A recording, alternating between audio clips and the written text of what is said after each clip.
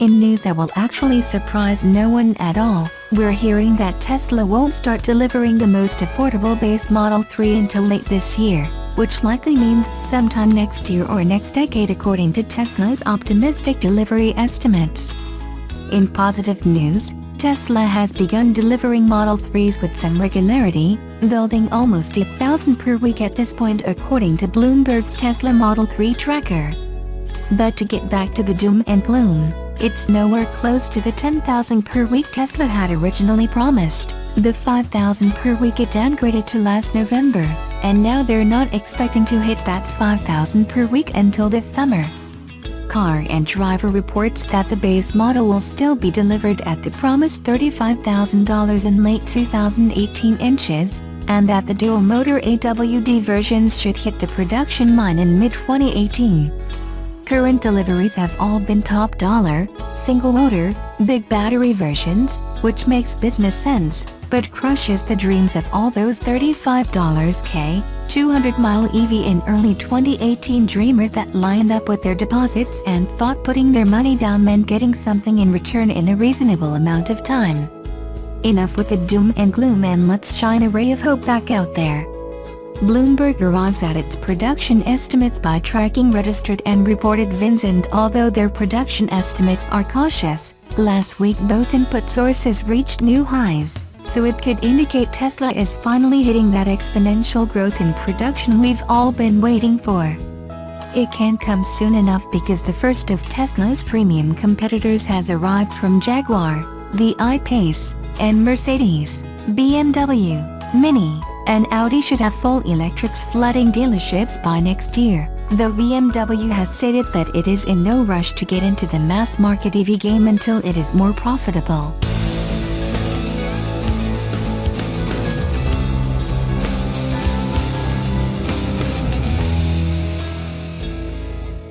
Subaru isn't exactly known for developing emerging technologies for its vehicles, so we'll bet you'd never expect the automaker to equip the 2019 Forester with facial recognition technology. But that's exactly what it did. Subaru has announced at the New York International Auto Show that it developed a feature for the vehicle that uses facial recognition to detect driver fatigue and distraction. Driver Focus comes as a standard feature for the most expensive touring version of the vehicle, though it's unclear if you can pay extra to have it installed on another model. The feature runs on top of Subaru's new driver assist system called EyeSight, which, unlike Driver Focus, will come pre-installed on all Forester models. It's not a hands-free driving technology, but it covers basic driver assist offerings, such as adaptive cruise control, lane departure warning and lane assist, as well as pre-collision braking. By being able to detect whether a driver is sleepy or tired, the system can be on the alert and activate EyeSight's functions when needed. Driver Focus can store info on 5 drivers and remember their preferences when it comes to seat position, climate and multi-function display. So, it can work even for those looking to buy a 2019 Forester as a family vehicle when it comes out later this year.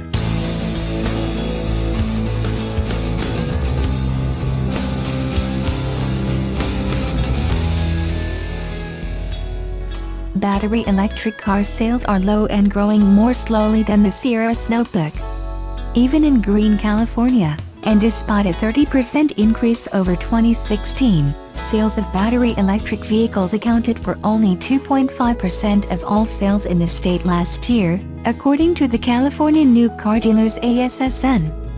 The Nissan Leaf was the earliest practical BEV on the road, and was a landmark vehicle when it debuted on American highways in late 2010. More than 300,000 of the little electric cars have been sold since, about half of them in the US, making the Leaf, by Nissan's reckoning, the top-selling global BEV of all time. But the Leaf has gained company and lost market shares since 2010.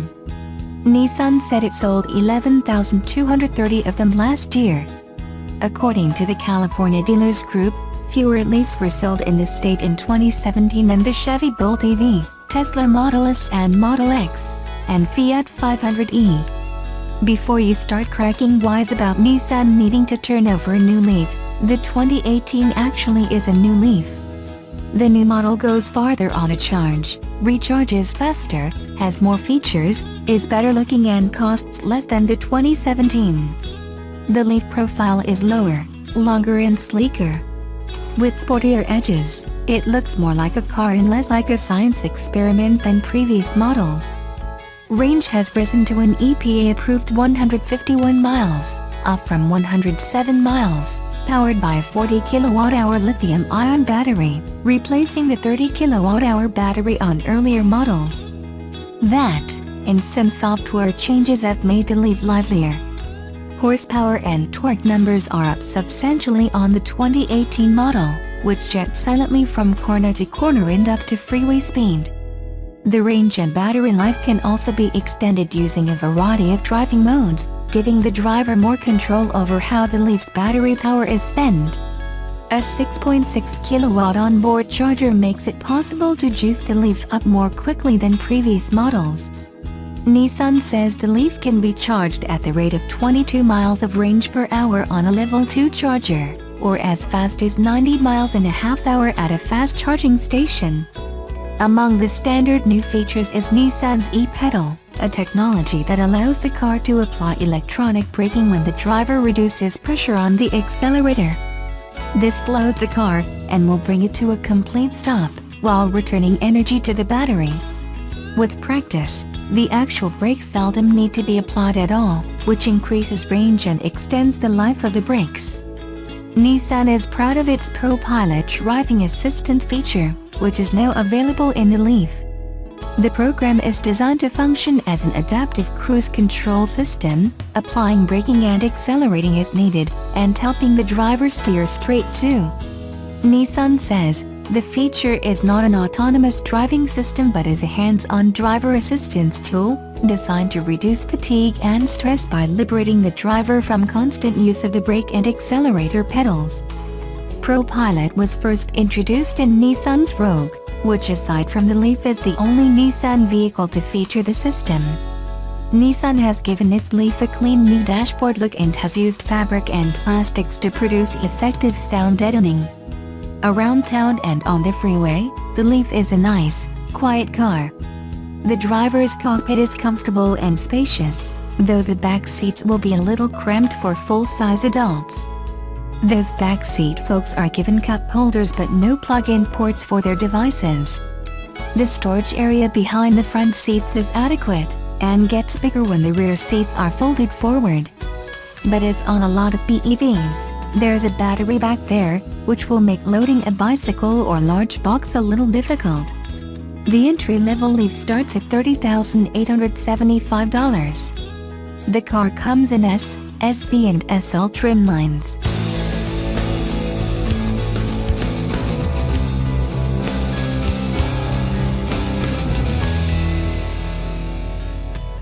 The all-new 2019 Subaru Forester is uncovered at the New York International Auto Show and it's getting big changes, but some fans will be disappointed. Here are the details, specs and full gallery above to see what upgrades are coming this fall when it makes its dealer launch. There are a lot of good, some bad and some ugly changes coming. The Forester gets exterior changes, but as expected, none are extreme. It gets Subaru's design language with a family resemblance with standard front, side, and rear underguards with color finish according to trim line.